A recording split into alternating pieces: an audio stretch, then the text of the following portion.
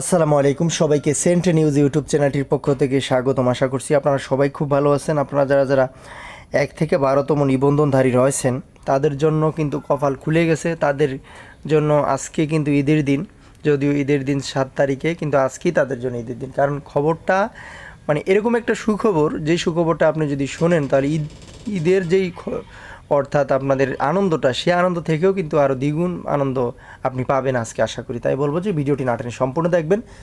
চ্যানেলে নতুন হয়ে থাকলে চ্যানেলটি সাবস্ক্রাইব করে আমাদের সাথে যুক্ত হয়ে যাবেন, কারণ আমরা এই সর্বপ্রথম আপনাদের জন্য আপডেট নিউজগুলো সবার আগে এই চ্যানেলে প্রকাশ করি। দেখেন, এনটিআরসিতে নিয়োগ বঞ্চিত শিক্ষকদের অবস্থান, এই শিরোনামে দ্য ডেইলি ক্যাম্পাস পত্রিকায় এই যে খবরটি প্রকাশিত হয়েছিল, যে দেখেন এখানে কি বলা আছে যে এনটিআরসিতে অবস্থান কর্মসূচি পালন করছেন 1 থেকে 12তম নিয়োগ বঞ্চিত শিক্ষকরা আজ সোমবার 26 মে বেলা 11:30টার দিকে রাজধানীর স্কাটন রোডের বোরাক টাওয়ারের বেসরকারি শিক্ষক নিবন্ধন প্রত্যয়ন কর্তৃপক্ষ এনটিআরসির সামনে তারা অবস্থান নেন। ভালো কথা, অবস্থান নিয়েছে। এখানে কি লেখা আছে? জানা গেছে দেশের বিভিন্ন অঞ্চল থেকে আসা নিয়োগ বঞ্চিত শিক্ষকরা সকাল থেকেই এনটিআরসির সামনে অবস্থান নিয়েছেন। এই সময় পুলিশের ঊর্ধ্বতন কর্মকর্তা তাদের সঙ্গে কথা বলছেন, পাশাপাশি পুলিশ সদস্যদের সতর্ক অবস্থানে দেখা যায়। শিক্ষকদের অভিযোগ, এনটিআরসির সুপারিশকৃত বিশেষ গণবিজ্ঞপ্তি প্রকাশের জন্য চিঠি আদান প্রদান করা হলেও এখন পর্যন্ত কার্যত কোনো ব্যবস্থা না হয়নি। তাই নিয়োগ দিতে বিশেষ গণবিজ্ঞপ্তির দাবিতে তারা অবস্থান করছেন।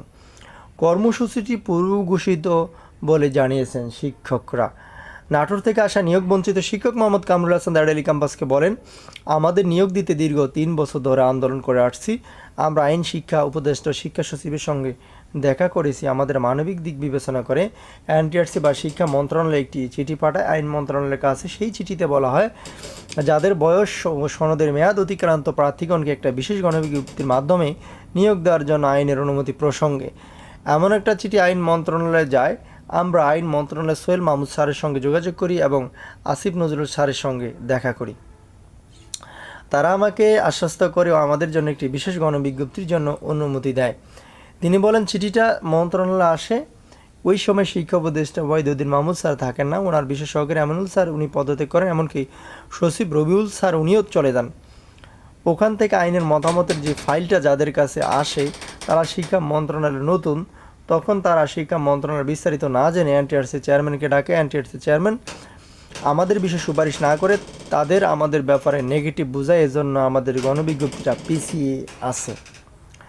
এরপরে কী লেখা আছে তিনি আরও বলেন, গণবিজ্ঞপ্তিটা হলে আমরা যারা আন্দোলন করতেছি আমাদের মানবিক দিক বিবেচনা করেই আইন মন্ত্রণালয় চিঠিটা পাঠিয়েছিল, সেটার অনুমোদনও তারা দিয়েছে। কিন্তু এখন নতুন সচিব এনটিআরসির চেয়ারম্যান সবাই মিলে তাল বাহানা করতেছে এবং বলতেছে আইন মন্ত্রণালয় কোনো অনুমতি দেয়নি, এটি আপনারা কোথায় পেলেন? পরে আমরা আইন মন্ত্রণালয়ের অনুমতিপত্রটা তাদের দেখাতে সক্ষম হয়েছি। তারা আমাদের আসতে বলে এবং আমাদের প্রতিনিধি মন্ত্রণালয়ে যায় এবং মন্ত্রণালয় এনটিআরসির চেয়ারম্যানের কাছে যেতে বলে। তখন এনটিআরসির চেয়ারম্যান আমাদের বলেন যে তারা অনুমতি দিয়েছে, ও চিঠিতে কী লেখা আছে।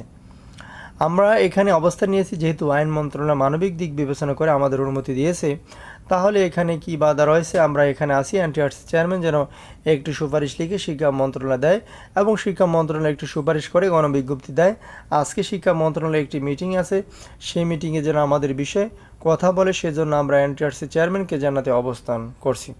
তো আশা করি বুঝতে পেরেছেন। পরবর্তী নিউজ দেখার আমন্ত্রণ জানিয়ে পর্যন্ত শেষ করছি। আসসালামু আলাইকুম।